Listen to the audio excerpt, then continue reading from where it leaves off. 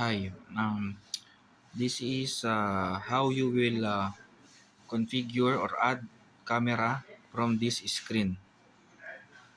First, you have to go to Settings, Advanced Settings, Configuration, enter the password of the screen.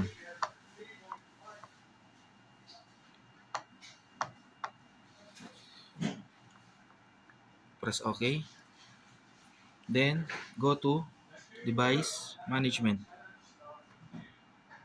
Click the Add button or plus button. Protocol setting should be high protocol. Device name, you can enter this one for the camera name. Let's say this camera is the area is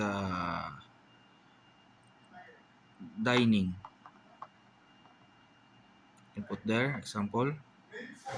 Click here and then go to IP address of the NBR.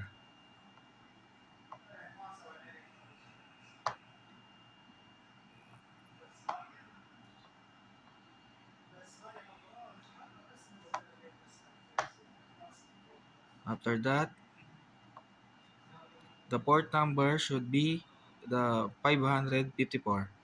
This is the default port number. Then this channel correspond for the camera that you want to view or to add. So let's say I will add the camera number 10 or channel number 10. Then you will add the NBR username.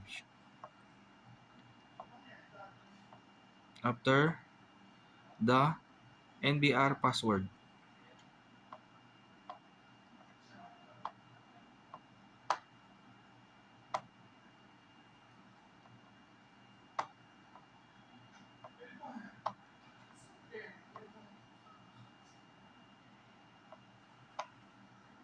Then you have to go back. You will see here in the live view. Then camera. Now it's added here. But before now it's we will try.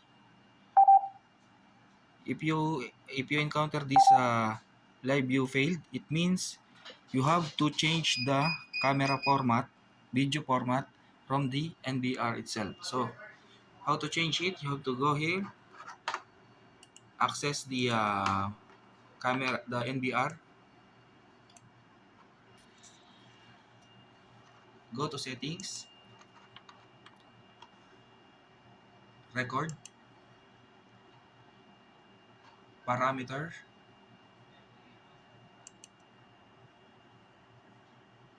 okay, choose which camera you want.